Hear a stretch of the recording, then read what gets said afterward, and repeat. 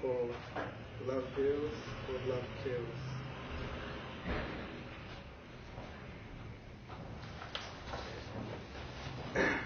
Johnny. Johnny was his name. He was a passionate, hard-working, providing man, and a man so upright and morally pure. He was a man with big dreams. He watched many who dreamed and achieved, so he wanted to dream as well. He wanted dreams of his own. True dream, two dreams he had. One dream was owning his own business and selling arts. He had a passion for arts. However, that didn't stand ahead of the other dream he had. This was building a family. He knew his art was something to give people joy by what his hands can make, but a family meant a responsibility that he believed was a reason to breathe. Art was not something that would give him air, but a family was. He fell in love with art when he was 13 because that was a way of expressing his deep emotions. Johnny was lonely and alone in the world. Despite all the friends he made through his journey, when he expressed himself in art, he could be himself. Art got him into college, but art never made him happy. Art was just something for him to release his emotions without the use of words or tears. That was a unique gift from God.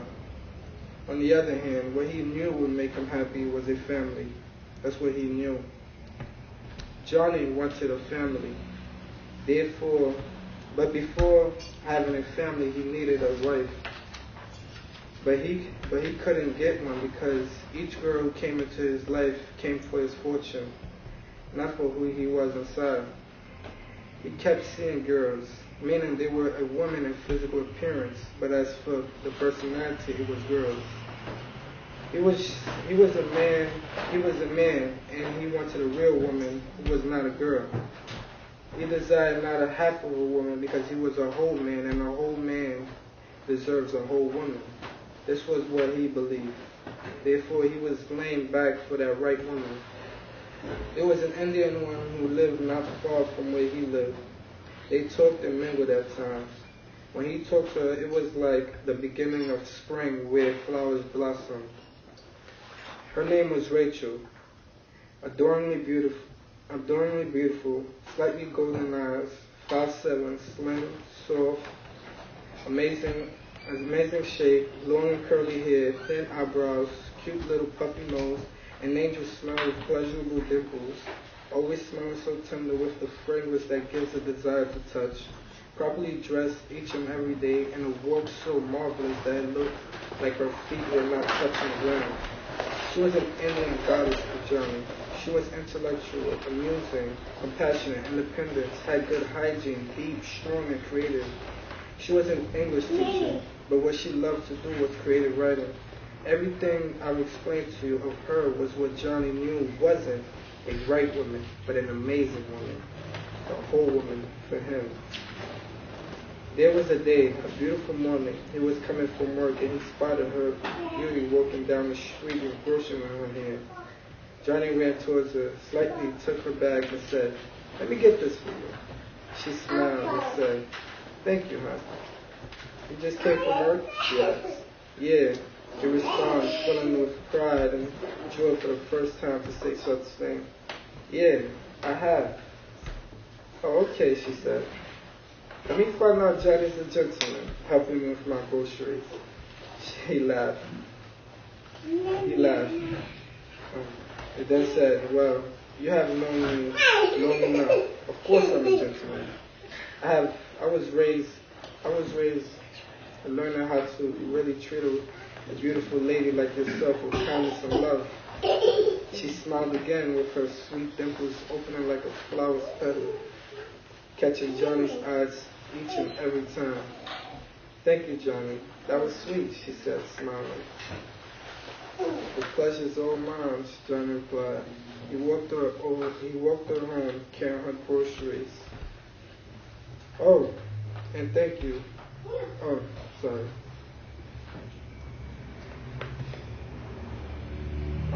I'll see you later, Johnny. You're too much," she was smiling. "Oh, and thank you again for your generosity. She took her head up. She shook her head up and down again. My pleasure. She closed the door slightly, giving him another show of her eyes by looking into his.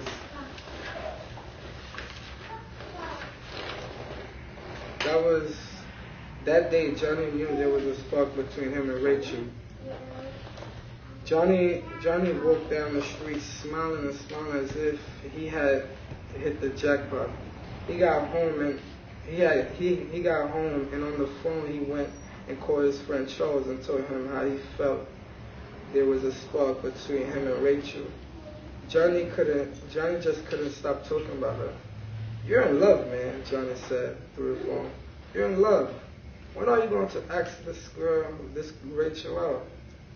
Johnny thought, then said, "Tomorrow." "Tomorrow?" Charles asked. Then began laughing, but stopped when Johnny said he was serious, but truly stopped by the sound of his tone. Charles couldn't do more but to wish him the best. "Go do what you have to do, bro. Knock her out with Charles." Johnny smiled with the encouragement his friend had given him. "All right, thanks, man. So are you going to give it to her?" Charles asked. "Yeah, I am," Johnny responded. "Good.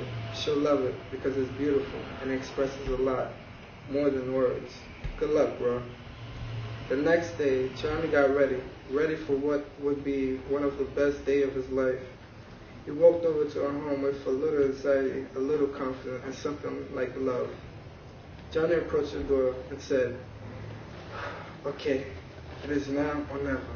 He inhaled heavily, then exhaled, releasing the littlest worries, then knocked. He heard nothing. He knocked again, louder. He heard footsteps, and his heart began racing. He heard locks unlocking. Then the door began to open. He placed his head down, then raised it slowly with a charming smile like the gates of heaven once opened. The door opened, and he saw another man question him. "Yes, may I help you?" "No," Johnny said. "No, wrong door. I'm sorry. What Johnny had for her was a piece of art that he created for her in heaven. Just to show her how beautiful she was to him.